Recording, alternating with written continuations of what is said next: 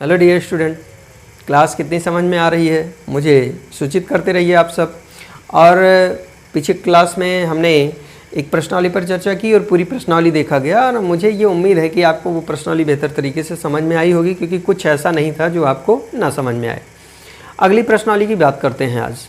अगली प्रश्नावली यानी कि प्रश्नावली की अगर हम बात करें तो हमारे पास है प्रश्नावली 12.2 और प्रश्नावली 12.2 की यदि बात करें तो उसको जानने के लिए आपको जो है कुछ उस प्रश्नावली से रिलेटेड जो सूत्र हैं जिसका आपको इस प्रश्नावली में प्रयोग करना है उसके विषय में थोड़ा सा जान लें। अब देखिए, मैंने सूत्र के विषय में चर्चा आपसे की थी पहले, एक बार फिर से रिपीट कर देता हूं कि जैसे चूंकि आपको मैंने बताया था कि ये आपके पास वृत्त है। अगर वृत्त है तो वृत्त में एक तो हो जाता है कि जैसे ये आपने एक खंड काटा तो ये त्रिज्यक खंड हो गया, ठीक है। ये त्रिज्यक खंड हो गया तो आपको त्रिज्यक खंड का क्षेत्रफल वो पूछ सकता है, ठीक है। दूसरी बात तो ये हो जाती है कि यहां से यहां तक एक चाप कट रहा है, ये इस तरीके से, तो वो चाप की लंबाई पूछ सकता है आपसे।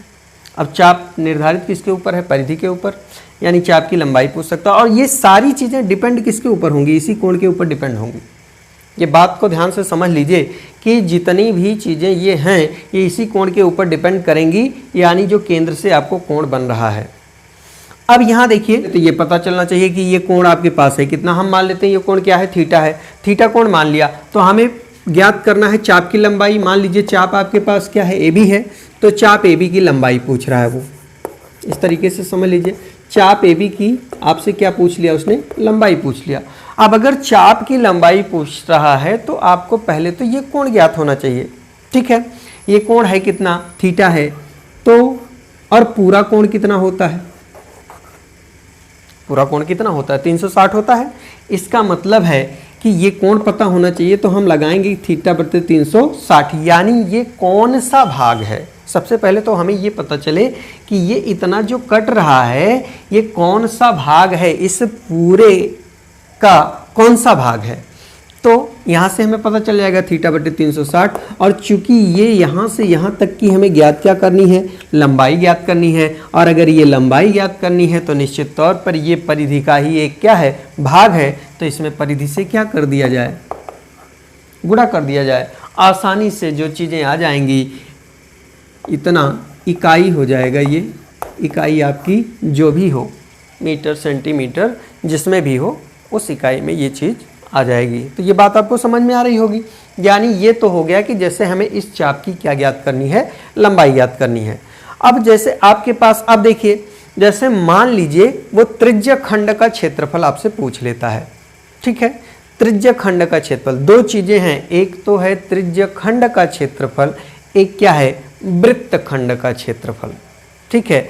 अगर वो वृत्त खंड का क्षेत्रफल कहता है तो सिर्फ इतना ही वृत्त खंड है, क्योंकि बाकी का वृत्त खंड ये इतना पूरा है, इतना पूरा, बाकी का वृत्त खंड ये इतना पूरा है। लेकिन अगर वो त्रिज्य खंड के क्षेत्रफल की बात करता है तो त्रिज्य खंड ये हो जाएगा, ये त्रिज्य खंड हो जाएगा आपका, ठीक है। लेकिन दोनों ही चीज़ों में, दोनों ही स्थितियों में आवश्यकता किसकी होगी? इस कोण की। अगर वो वृत्तखंड का क्षेत्रफल पूछता है तो सीधी सी बात है कि हम क्या करेंगे? त्रिज्यखंड का क्षेत्रफल निकालेंगे, उसमें से इस त्रिभुज का क्षेत्रफल क्या कर देंगे? माइनस कर देंगे। त्रिज्यखंड का क्षेत्रफल निकालेंगे, उसमें से त्रिभुज का क्षेत्रफल माइनस कर देंगे, तो हमें क्या मिल जाएगा? वृत्तखंड का क्षेत्रफल मिल जाएगा, ठीक है। बात समझ रहे हैं। और अगर वो आपसे त्रिज्यखंड का ही क्षेत्रफल पूछता है तो सीधा सीधा आप त्रिज्यखंड का क्षेत्रफल निकालेंगे। त्रिभुज का क्षेत्रफल यहाँ आपसे नहीं पूछना है, लेकिन त्रिभुज के क्षेत्रफल की आवश्यकता पड़ेगी, उस स्थिति में पड़ेगी जब आपको वृत्तखंड का क्षेत्रफल ज्ञात करना होगा, ठीक है। तो यहाँ से अगर हम बात कर लें त्रिज्यखंड का क्षेत्रफल, त्रिज्यखंड का क्षेत्रफल, तो त्रिज्यखंड का क्षेत्रफल हम कैसे निकाल सकते हैं? भाई हमारे पास त्रिज्यखंड का क्षेत्रफल निकालने के लिए ये कोण चाहिए। कोण कितना है? थीटा है। और पूरा कोण हमारे पास कितना है? 360 है। थीटा बटे 360 हम इसलिए लगाते हैं कि हमें ये पता चले कि पहली बात तो ये कौन सा भाग है पूरे वृत्त का। उसके बाद हमें निकालना क्या है? क्षेत्रफल निकालना है। क्षेत्रफल क्या होता है? पाई आर स्क्वायर, तो पाई आर स्क्वायर से इसी में क्या कर देना है, गुणा कर देना है। ठीक है, बात आपको क्लियर हो रही। अब देखिए, आपको यदि ज्ञात करना है इसके साथ वृत्तखंड का क्षेत्रफल, वृत्तखंड का क्षेत्रफल, आपको वृत्तखंड का क्षेत्रफल ज्ञात करना है। तो वृत्तखंड का क्षेत्रफल मैंने अभी अभी बताया कि वृत्तखंड का क्षेत्रफल का मतलब ये वृत्तखंड यही इतना है, और अगर यही इतना क्षेत्रफल चाहिए तो पूरा क्षेत्रफल आप निकाल लीजिए, उसमें से त्रिभुज का क्षेत्रफल क्या कर दीजिए, माइनस कर दीजिए। तो इसका मतलब है कि सीधी सी बात समझिए कि वृत्तखंड का क्षेत्रफल निकालने के लिए सबसे पहले हमें आवश्यकता किसकी पड़ेगी, त्रिज्यखंड के क्षेत्रफल की, यानी त्रिज्यखंड का क्षेत्रफल, और इसमें से हम माइनस करेंगे, क्या माइनस करेंगे, संगत त्रिभुज का क्षेत्रफल, यानी इसके संगत जो त्रिभुज होगा, संगत त्रिभुज का क्षेत्रफल। संगत त्रिभुज का क्षेत्रफल समझ सकते हैं कि इस त्रिज्यखंड से जुड़ा हुआ जो त्रिभुज बन रहा है उसका क्षेत्रफल। नहीं तो पता चला कि इस वृत्त में कहीं कोई त्रिभुज और बना पड़ा है, आप उसका क्षेत्रफल निकालने लग जाएं, ऐसा नहीं है। यहाँ पर जो है इस त्रिज्यखंड के संगत जो त्रिभुज बन रहा है उसका क्षेत्रफल आप इसमें से क्या कर देंगे, माइनस कर देंगे। और आप वैसे ही समझ रहे हैं कि इस पूरे क्षेत्रफल में से यदि ये त्रिभुज का क्षेत्रफल माइनस कर दिया जाएगा तो बचेगा क्या, हमारे पास वृत्तखंड का क्षेत्रफल। और अगर मान लीजिए इसी में दीर्घ वृत्तखंड का क्षेत्रफल पूछ ले वो, तो पूरे वृत्त का क्षेत्रफल निकाल के ये वृत्त का क्षेत्रफल आप, ये छोटे वृत्त का क्षेत्रफल आप घटा देंगे तो आपको दीर्घ वृत्त का क्षेत्रफल, दीर्घ वृत्तखंड का क्षेत्रफल आपको मिल जाएगा। क्लियर है बात। अब देखिए, अब इसी के आधार पर आपकी प्रश्नावली पे क्वेश्चन है, बिल्कुल इसी के आधार पे आपकी प्रश्नावली पे क्वेश्चन दिए गए हैं। अगर हम बात करें इसमें जुड़े हुए क्वेश्चनों की, तो पहला क्वेश्चन कह रहा है कि 6 सेंटीमीटर त्रिज्या वाले एक वृत्त के एक त्रिज्यखंड का क्षेत्रफल ज्ञात कीजिए जिसका कोण 60 अंश है। यहाँ देखिए कुछ प्रश्न इस तरीके से हैं, मुझे बताने की आवश्यकता नहीं, बस थोड़ा सा हिंट कर देता हूँ, देख लीजिए, शुरुआत है, उसके बाद मुझे एकदम से बताने की आवश्यकता नहीं पड़ेगी। ये आपके पास एक वृत्त है और इस प्रश्न में किया है कि 6 सेंटीमीटर त्रिज्या वाले वृत्त के त्रिज्यखंड, ये इसकी जो त्रिज्या है वो कितनी है, 6 सेंटीमीटर, और 6 सेंटीमीटर त्रिज्या का एक त्रिज्यखंड है, पहली चीज, जिसका कोण कितना है, 60 अंश है। समझिएगा बात को, जिसका कोण कितना है, 60 अंश है। आगे कह रहा है कि त्रिज्यखंड का क्षेत्रफल ज्ञात कीजिए जिसका कोण 60 अंश है। इस त्रिज्यखंड का क्षेत्रफल आपको ज्ञात करना है जिसका कोण आपको 60 अंश दिया गया है, यानी त्रिज्या पता है, कोण पता है, यानी r का मान आपको पता है कितना, 6 सेंटीमीटर, थीटा का मान आपको पता है कितना, 60 अंश। तो आपको बस इतने की ही जरूरत है त्रिज्यखंड का क्षेत्रफल निकालने के लिए, क्योंकि त्रिज्यखंड का क्षेत्रफल क्या होता है, थीटा बट्टे 360 गुणे पाई आर स्क्वायर। पाई की वैल्यू आपको पता ही होगी, और आर यहाँ 6 सेंटीमीटर दिया है। अगर पाई की वैल्यू आपको नहीं पता है, अगर पाई की वैल्यू आपको क्वेश्चन में नहीं दी गई है तो आप अपने अनुसार 22/7 रख सकते हैं, नहीं तो जिस तरीके से आपके क्वेश्चन में दी गई होगी उस तरीके से आपको वैल्यू पुटअप करनी होगी। बात आपको समझ में आ रही है? तो इस तरीके से रख के आप आसानी से लगा सकते हैं। मुझे यहाँ पर कुछ भी हल करवाने की आवश्यकता नहीं है, सीधा सीधा क्वेश्चन था, सीधे सीधे आप कर सकते हैं इसे। अगर हम नेक्स्ट क्वेश्चन की बात करें, इसका अगला प्रश्न जो है कह रहा है कि एक वृत्त के चतुर्थांश का क्षेत्रफल ज्ञात कीजिए जिसकी परिधि 22 सेंटीमीटर है। ये है आपका वृत्त, और इस वृत्त के चतुर्थांश का क्षेत्रफल ज्ञात करना है। चतुर्थांश का मतलब आप समझते ही होंगे, चतुर्थांश का मतलब ये चौथांश, और चौथांश अगर पूछा है तो जाहिर सी बात है कि कोण कितना हो जाएगा, 90 डिग्री। इसका मतलब है थीटा का मान तो आपको सीधा सीधा मिल रहा है कितना, 90 अंश मिल रहा है। अब देखिए, इसके अलावा कहा है कि इसकी परिधि दे रखा है, उसने परिधि दे दिया है आपको कितना, 22 सेंटीमीटर। 22 सेंटीमीटर परिधि दे दिया है। अब 22 सेंटीमीटर अगर परिधि दे दिया है तो परिधि का सूत्र तो आपके पास होता है, क्या है, 2πr, और वो मान कितना दे दिया है आपको, 22 सेंटीमीटर दे रखा है। अब देखिए यहाँ से, अगर यहाँ से काटेंगे तो क्या हो जाएगा, 11 हो जाएगा। r की वैल्यू क्या हो जाएगी, 11/पाई, और पाई का मतलब क्या, 22/7, 7 ऊपर जाएगा तो 11 गुणे 7/22, यानी 11 दूनाई 22, यानी ये कितना आ जाएगा, 7/2। अब देखिए यहाँ से r की वैल्यू कितनी आ गई, 7/2। अब आपके पास r का मान है, आपके पास थीटा का मान है, आप आसानी से ज्ञात कर सकते हैं कि जो भी प्रश्न में पूछा है, क्या पूछा है, प्रश्न में पूछ रहा है कि ये चतुर्थांश का क्षेत्रफल, चतुर्थांश का क्षेत्रफल यानी कि अब चाहे उसे आप 1/4 कर लीजिए और चाहे θ/360 यानी कि 90/300, 90/360 करेंगे तो भी वही बात आएगी 1/4। ठीक है, तो कर सकते हैं आसानी से, कोई दिक्कत नहीं है।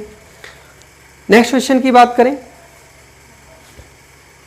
नेक्स्ट क्वेश्चन की यदि बात करें तो कह रहा है कि एक घड़ी की मिनट की सुई जिसकी लंबाई 14 सेंटीमीटर है, इस सुई द्वारा 5 मिनट में रचित क्षेत्रफल ज्ञात कीजिए। क्वेश्चन को समझिएगा, कुछ करना नहीं है, ना ही मुझे लगाने की आवश्यकता है, सिर्फ आपको समझा भर देना है, बाकी चीज़ें आप खुद से करेंगे। यहाँ देखिए एक क्या है, घड़ी है। अब आप घड़ी तो समझते हैं, घड़ी है तो कुछ इस तरीके से है, ये 12, ये 6, 9, 3, यहाँ की बात करें तो 1 2, यहाँ 4 5 7 8 10 11 इस तरीके से है, और इसमें मिनट की सुई है। अब वो आप इस तरीके से रियलाइज मत कीजिएगा, मिनट की सुई है, वही मिनट की सुई यहाँ त्रिज्या का काम करेगी, नहीं तो आप ये इस कंफ्यूजन में रहे कि घंटे वाली सुई होती है तो वो छोटी होती है, फिर उससे बड़ी मिनट वाली होती है, फिर सेकंड वाली होती है। नहीं, तो प्रश्न में इस तरीके से रियलाइज करेंगे तो दिक्कत हो जाएगी। यहाँ पर जो मिनट वाली सुई है उसकी लंबाई उन्होंने दे रखी है प्रश्न में कि घड़ी की मिनट की सुई की लंबाई 14 सेंटीमीटर है। इसका मतलब सीधा सीधा आप ये समझिएगा कि वो त्रिज्या आपको दे दिया है कितना, 14 सेंटीमीटर। ठीक है, अब देखिए आगे कहा है इस सुई द्वारा 5 मिनट में रचित क्षेत्रफल। अब 5 मिनट में रचित क्षेत्रफल, तो जैसे मान लीजिए यहाँ पर है मिनट की सुई, मिनट की सुई यहाँ से कहाँ पहुँचती है, 1 पर। जब वो 1 पर पहुँचेगी तो 5 मिनट पूरा होगा, क्लियर है। अगर 1 पर पहुँचेगी तो 5 मिनट पूरा होगा। अब यहाँ देखिए कि कितने भाग हैं, 1 2 3 4 5 6 7 8 9 10 11 12, ऐसे बराबर बराबर कितने भाग हैं, 12 भाग। और पूरा कोण कितने अंश का है, 360 अंश का। इसका मतलब है कि अगर हम यहाँ थीटा की वैल्यू निकालना चाहेंगे तो टोटल भाग कितना है, 12 है, सॉरी टोटल भाग कितना है, 12 है। पूरा एंगल कितना होता है, 360, और टोटल कितना है, 12 है, 12 तिहाई 36। ठीक है, तो 30 अंश। फिलहाल ये करने की आवश्यकता नहीं है, क्यों नहीं है, क्योंकि ये सीधी सी आप बात जानिए कि ये इतना तो इसका 1 भाग हो गया, और टोटल है कितने भाग, 12 भाग। तो इसका मतलब पूरे का ये कितना भाग हो गया, तो 1/12 भाग हो गया। तो सीधा सीधा ये 1/12 हो जाएगा। यहाँ बात आप समझ रहे हैं, ये θ/360 की वैल्यू आ गई 1/12। अगर ये भी बात आपको नहीं समझ में आती है तो देखिए क्या करेंगे, 1 घंटे में ये मिनट वाली सुई 1 घंटे में पूरा चक्कर लगाएगी, यानी 1 चक्कर वो लगाती है कितने में, 1 घंटे में, यानी 60 मिनट में। 60 मिनट में उसका कितना पूरा होगा, 1 चक्कर। यूं समझिए कि मिनट की सुई 60 मिनट में लगाए गए चक्करों की संख्या, अगर लगाए गए चक्करों की संख्या की बात करेंगे तो कितना, 60 मिनट में 1 का चक्कर लगाएगी, तो हम कितने में निकाल लें, 1 मिनट में। 1 मिनट में लगाए गए चक्करों की संख्या कितनी आ जाएगी, 1/60। तो हमें निकालना कितने मिनट में है, यहाँ लिखा हुआ है 5 मिनट में। तो 5 मिनट में यदि हम निकालेंगे तो 1/60 गुणे क्या हो जाएगा, 5 हो जाएगा। तो 5 12 60, इसका मतलब कितना आ गया, 1/12 आ गया। बात क्लियर है। तो बात तो वही है जो मैंने यहाँ आपको बताई, ये 1/12 भाग आ गया। यहाँ से 1/12 भाग आ गया, तो यानी कि जो पूरा क्षेत्रफल है उसका कितना, 1/12 भाग 5 मिनट में रचित क्षेत्रफल आएगा। और त्रिज्या तो आपको मालूम ही है, तो इसका मतलब सीधा सीधा आपको क्या लगा देना है, 5 मिनट में रचित क्षेत्रफल का मतलब 1/12 गुणे πr² लगा देना है। यहाँ से सीधा सीधा आपका क्या हो जाएगा, आंसर आ जाएगा।